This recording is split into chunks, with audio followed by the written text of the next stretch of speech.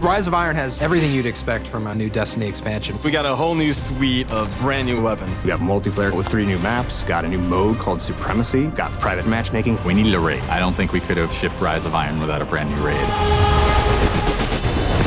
Tons of new armor, tons of new gear. There's a story campaign with characters and cinematics. New public events, new patrols, and new secrets to uncover.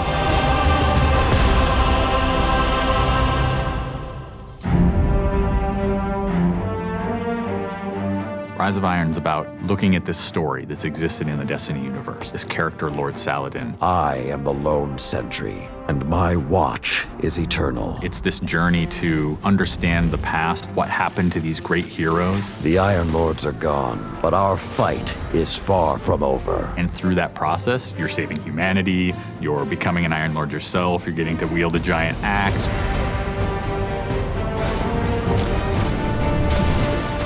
The idea of playing through a blizzard is something that we've never tried, and you're going to see that in Felwinter Peak. Felwinter Peak is very interesting because we've never had the player fighting through a social space before. When you walk in there for the first time and the fire's lit and it's just casting glow up onto these 8 heroes, you've been holding their weapons for 2 years. When we can take those elements of Destiny and put them all together into one coherent moment, I think is awesome. It is time to finish what I began so very long ago. Come, Guardian, help me give my friends the rest they deserve. This is the Guardian's journey with Saladin. He's sending you out into kind of a land that's been forgotten in the Cosmodrome. You're going into Earth, but it's changed, it's actually expanded. You'll see the Plaguelands, post-apocalyptic sky, there's lava welling up from the ground. We know the Devils have been digging into the Cosmodrome for years. They've been looking for something. Well, what they found is SIVA. It is a nanotechnology that can be used to shape things, but they're not trying to use it to build, they're trying to use it to destroy. They've started mutating their bodies, turning themselves into giant monsters, transforming the landscape, even of the Cosmodrome, into this horrible, burning fortress world. Hell's loose in old Russia. Every second we stand here, SIVA's influence spreads and the Devil Splicers grow more powerful. Keep fighting, Guardian.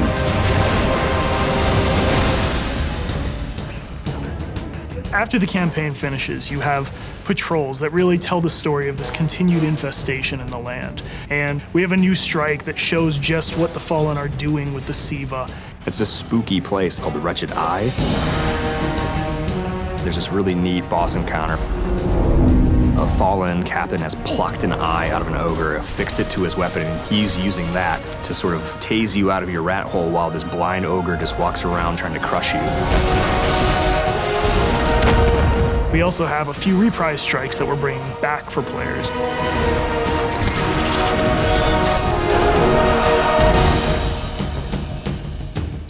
We very consciously set out to create a journey.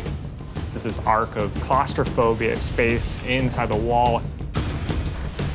And then you get on top of it, and it's sort of this amazing breath of fresh air. You get this vista from the Cosmodrome, it's lit on fire, and there's this death Zamboni who's just trying to crush your bones to dust.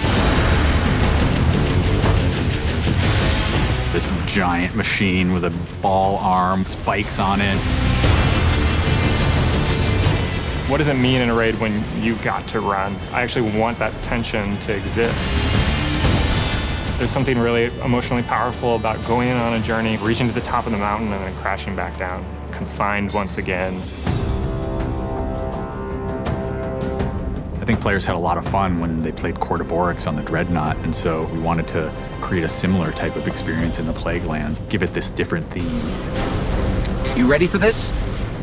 Almost Thunderdome, Mad Max kind of feel where you jump into the ring and the walls get closed off and then it's just Fallen start pouring out. Here they come. And you get a giant flaming axe and you just start beating the crap out of guys.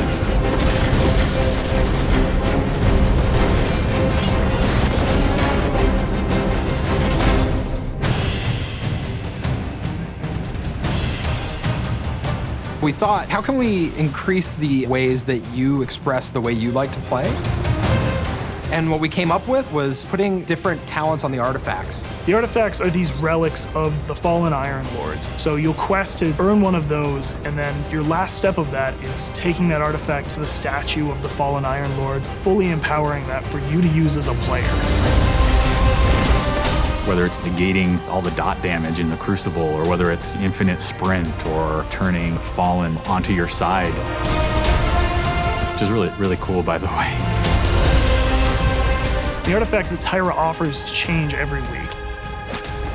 So there will always be something new and exciting for players following the campaign.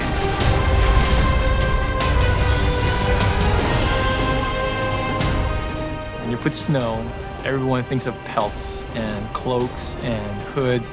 Wouldn't be a knight's tale without a knight's armor. When you look at the Iron Lords and you look at the Raid set, you look at the Iron Banner set, or you look at Trials of Osiris, they're all new with a much wider palette that players can pull from.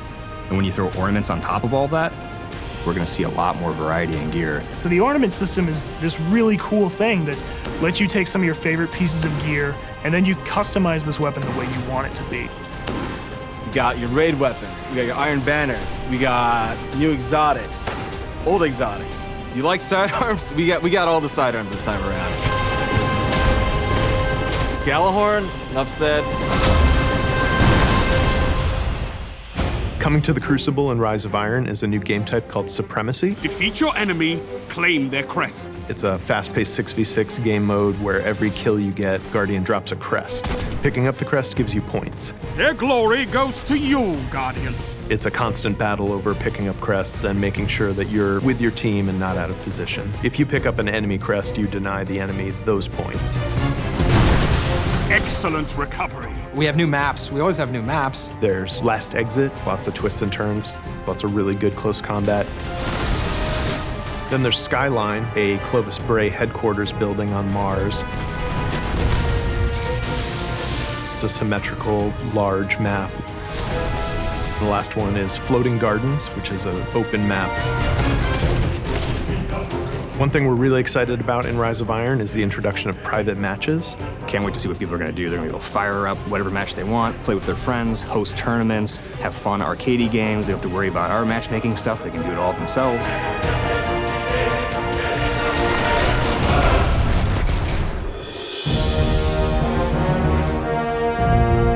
Sometimes when I play and I have headphones on and I'm in that world, I get little chills because it's not just the effects and the amazing graphics, it's the audio that helps reinforce the journey that you're going through. We really want Destiny to feel like it's a natural world that you inhabit, like it's a world that could exist, that does exist.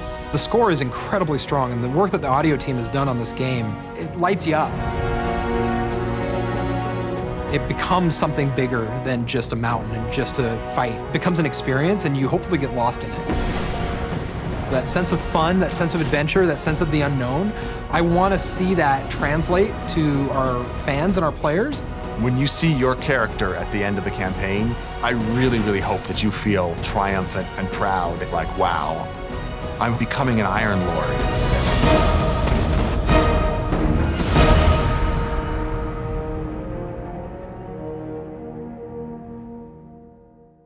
The ultimate Destiny experience is on PlayStation. PlayStation